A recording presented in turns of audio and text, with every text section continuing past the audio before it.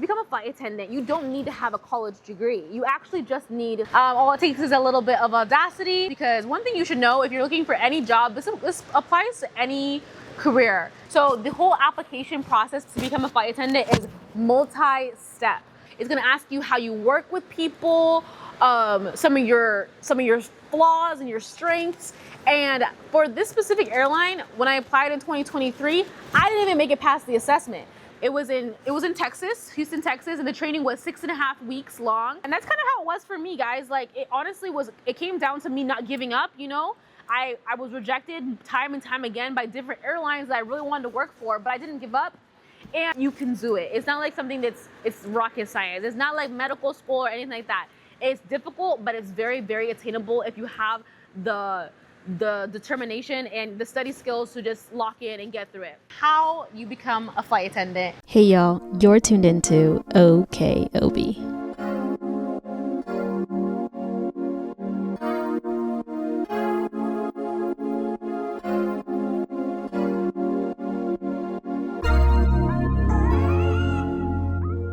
Welcome to another episode of the OKOB podcast. I'm your host, Obi, and today we'll be talking about how you become a flight attendant. So after this video, you should have all the knowledge that you need to set forth in the journey on your own. All it takes is a little bit of audacity and perseverance, and you can become one too. So I'll start with my own personal story and how I became a flight attendant. So I was working in high school before this. Was in 2023, I started applying for jobs. If you're looking for another job, you don't necessarily have to start applying when you're ready to get into that job. You should actually start earlier. So for me, I knew I wanted to eventually transition out of working at a high school. I was working as a program coordinator / college prep coach. It was a great job, great people, but that is not where I saw myself in the future. So in 2023, I started applying to other jobs, including flight attendant. The application process is pretty straightforward. Always apply on the main website. There's ways to apply through like LinkedIn and Indeed and stuff like that. No, don't do that. Use the main website, whether it's United, Delta, Frontier, Spirit, whichever airline, use their website to apply. Don't go through a secondary way, because if you think about it, why would you go use a middleman to get to your end destination? Like, just use the actual site. What I did is I made a profile in all these sites, because becoming a flight attendant is all about timing. Timing is key. They're only hiring for randomish times of the year and for very short periods. The application may only be open for like 2 weeks. And by the time you hear about it, it might have been only open for another 3 days. So it is all about timing. So what I did was I went into the specific airlines I was interested in flying for, and I made a profile. You go in and you put in all the basic information about, where you live, address, your skills. You upload a resume. A resume is required. And I actually set up a reminder in the system so that when they were hiring, I would get a notification in my email inbox. Because other than that, I would have to keep on checking to see when they're hiring. But if you set up a reminder in all these different sites, whatever airline it is, it will just send you an email saying, oh, we're hiring right now, and then you can get on that. So starting in 2023, I started applying to all these different airlines. I'm a bougie girl, so I wasn't just applying to just any airline. I was kind of particular with the one I was interested in. So I applied to like the main kind of more well-known airlines and carriers. So the process for me was like, I actually had a connection at a specific airline, and when I found out they were hiring, I asked this person that I knew who was already working at the airline, if he can refer me, and he said yes.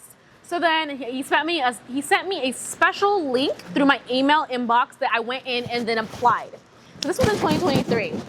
I didn't get it, guys. I didn't even make it past the assessment. Okay, that's another thing. So the whole application process to become a flight attendant is multi-step. So you have the initial application, which is like an online form where you put in your basic information, submit your resume, you press submit, and it's done. And then a lot of airlines, after you submit that application, they'll send you an assessment. And that assessment is basically trying to discern what type of human being you are. It's gonna ask you how you work with people, some of your flaws and your strengths. And for this specific airline, when I applied in 2023, I didn't even make it past the assessment. Because little did I know, the assessment is actually a really big deal. Every step of the way is a very big deal. So I had applied and I got this assessment and I was just like, oh, just a little questionnaire. Let me just like get it through, get it done. I remember I was actually really rushed that day. So I was just like finishing the application. I submitted it. 3 days later, I got a thank you so much for your interest. We're not interested in hiring you or going even on to the next process. So that was my experience in 2023. I didn't even make it past the assessment, didn't get even a face-to-face interview or anything. And that's really normal with these flight attendant positions. You apply multiple times and you won't get it until maybe the second, third, or fourth time. The key is don't give up. Do not give up. Keep applying and applying and applying until you see some change, something to start to move. So for me, that first time I didn't get in, I was kind of bummed. Upon reflection though, I learned that, you know, they say in these applications, be very honest. And so one thing about me is I wouldn't say I necessarily like working in teams. Right, you already know where this is going. I don't really like working in teams. I'd rather be like an individual person.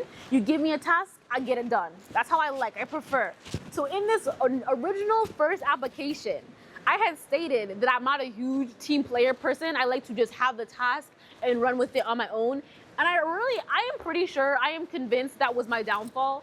Because how are you gonna tell me you're trying to become a flight attendant where you work in an aircraft, a very confined space, and you have to rely upon other flight attendants in the pilot to work together, make sure everybody's safe, fed, taken care of, and you're over here saying you don't want to work on a team? Like, that was my downfall. But like everything in life, everything is a learning process. So I took that and I made sure I didn't repeat that mistake. So about 6 months later, I applied again to a different airline. That different airline, they had the same assessment type of thing. I made sure to indicate that I'm a team player, because at the end of the day, I wasn't lying. I don't prefer to work on teams, but I'm a great team player. That is very true. So I was just like, okay, like I like working on teams and I will be the type of person that they need, right? Again, I didn't make it past the assessment. I applied, I got the assessment, but I didn't make it any further. And that's kind of what the trajectory was for a couple years, guys, a couple years. I was applying every time, because like I said, airlines, they're only hiring a couple times a year and for a very short amount of time. So every time they would be hiring, I would get notified, I would go and apply. I would have people look at my resume, see like, I would showcase that I'm a strong worker, I have people skills, I know how to have strong customer service skills. These are the type of things these applications are looking for, is like you have to be able to work with people. Because being a flight attendant, the main thing is not just looking pretty, looking cute, sitting on the jump seat. No, you have to be able to work and relate with people, make people feel at ease. You know, people are afraid of flying. It gives them anxiety. It gives me anxiety. So you have to be that person that's kind of calm and cool and collected. And so they want to see that that's the type of person you are in these assessments. So I kept applying to these different airlines and I would keep on getting rejected. And at one point, I was actually starting to give up on the idea. And the reason I had gave up on the idea is, guys, when you get into being a flight attendant, it's not just fun and games. I had done prior research before I had become one and watched different YouTubers, seeing how the lifestyle was like. And I learned a couple things that made me feel like maybe this wasn't the job for me. So I actually took a step back around fall of 2024.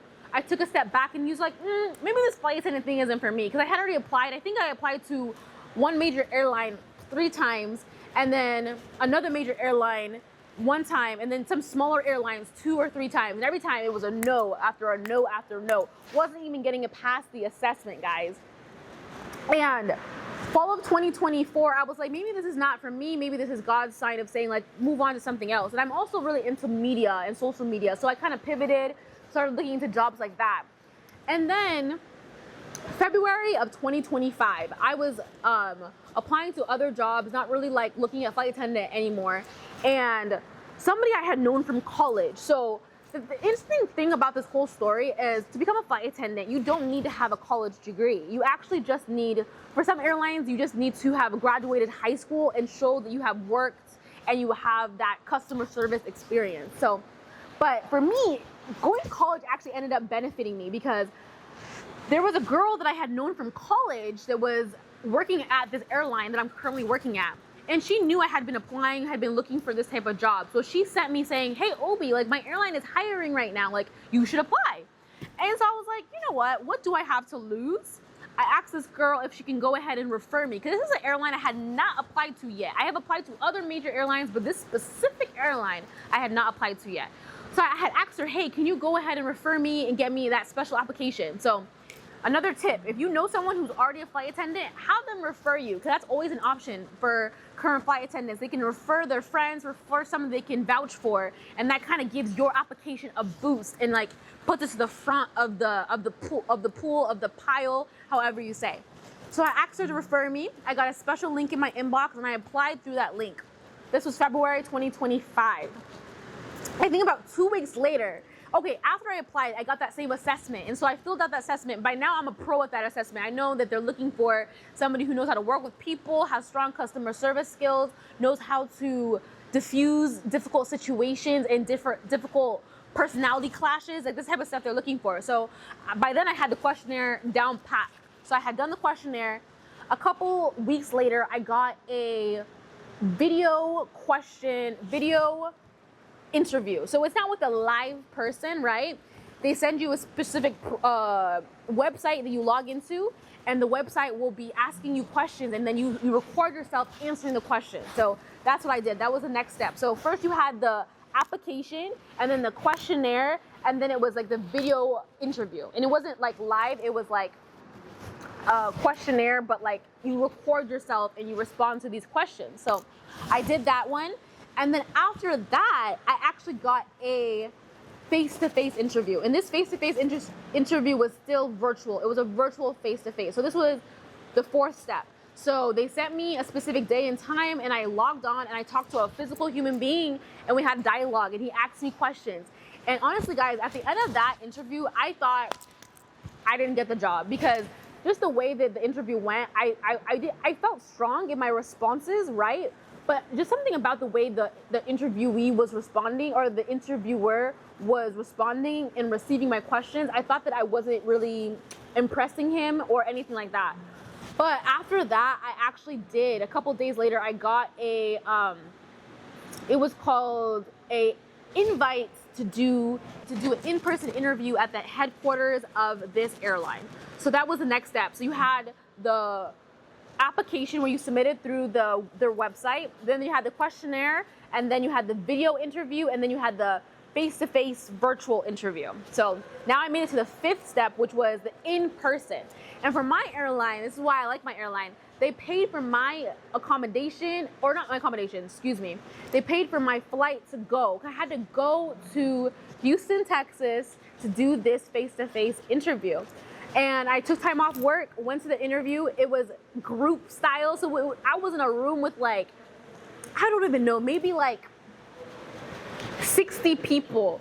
And you have these interviewers that are just like on the outskirts of the room. They're watching you to see how you talk, how you interact with people. They'll give you little games to play, which you think is just, oh, this is just fun. No, they're watching to see how you work in a team, how you're playing, how you're interacting with other people and playing the game. They might actually, for us, they actually pulled us like a subset of people. They pulled you aside to a different room and they had another special game for you to play. But everything is strategic. And yeah, in those interview styles, I just was myself. You know, I'm a people person. I like to talk. So I tried to talk. I tried to be the leader, but not like a pushy leader, but someone who was there to kind of bring people together. And I think that's what really, really helped in my favor. I was really bringing people together and making sure people were good. Something that I noticed that I didn't particularly do, but somebody did, was when they noticed that maybe somebody wasn't talking a lot, they'll be like, oh, hey, like, do you have anything you want to contribute? And then that was actually showing that they're like bringing people together. So that was how the in-person interview went. They also had a reach test. So height does matter. I think the cutoff from my airline is like 5'2" or 5 feet. I'm not sure actually. But you have to be able to go, and you have to be able, there's a reach test where you go into this room, they have you reach up to make sure you're tall enough to actually assist people when you're putting stuff into the overhead bins and stuff like that. So that's kind of how that process was like. It was in person, very interactive. You had to be able to speak up and like show that you belong in the airline industry. So after that interview in person, you got to find out if you got your CJO. So a CJO is a conditional job offer. So you have the room. It's the end of the day. You're in a room with like 60 people. Tensions are high because people know that they're about to find out if they're gonna get to the next level. With the next level, a conditional job offer is the most desirable position because that means you're gonna be actually going to training, getting trained for this job, right? So we're in the room and they start calling out names. And you see people getting up and shuffling over to the end and they exit the room. And slowly the room starts to simmer, fizzle out. There's fewer and fewer people in the room. Finally, they call my own name. They take me to the elevator and they tell me and the group of people I was with, they were saying, hey, I hope you guys enjoyed this experience. Thank you so much for your interest in the company. And I'm here thinking like, oh, they're about to open this elevator. I'm about to be on my way, you know? And then they're like, I hope you wouldn't mind continuing this journey with us. Everybody starts screaming. They're like, ah, you know, because at the end of the day, like we all were like hoping this would be us, but we didn't know if it was, and it was us. So at that point, they took us upstairs. Well, everybody, it's a whole thing. Like for the interview, it's like if they push the elevator button going down, you know you're going down and the experience is over. If they push the elevator button going up, you know that your experience is continuing. So they push the elevator button going up. And I went up, and that was kind of where everything started for me because I got the conditional job offer. They told me that they'll get back to me in a couple of days when I would start training. And from there on, everything happened really very, very fast because they told me like, okay, like report to training at this time. It was in a couple weeks. And during that training, the main goal is to meet people and make connections, but also to make sure you're passing all the exams. So I had people getting sent home. I had people crying, saying like, I don't know if I'm gonna make it. And it's high stakes, but at the end of the day, if you buckle down and you know you want this and you study and you know the material, you can do it. It's not like something it's rocket science. It's not like medical school or anything like that. It's difficult, but it's very, very attainable if you have the determination and the study skills to just lock in and get through it. So after training, I graduated training May 15th, 2025. And I started flying May 23rd, 2025. It was so quick. I relocated. I now live in New Jersey. I used to live in, Washington State. I moved to New Jersey and I started flying. I became a flight attendant.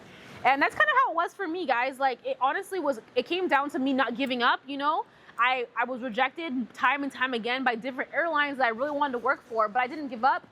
And another thing is when the door opens, you go through it. So you see my friend, she was like, working for the airline, she told me about it. I was like, I might as well apply. What does it hurt? What do I got to lose? And I went through that door and I felt like God just kept on opening doors. And I went through them. Next thing you know, I've been a flight attendant for 9 months. Guys, I'm seasoned. I feel like I actually know what it's like to be a flight attendant and I can share that with you. So I really hope you enjoyed the video. I hope that if you have any more specific questions that you want to ask me, go ahead and reach out to me. I'll link that information below and we can continue the conversation. I know I try to cover the wide scope of it, but if there's anything nitty gritty about specifics of anything that I didn't go into detail, I would love to answer those questions and get that information to you guys. So thanks for watching and I'll catch you in the next episode of OKOB. Bye.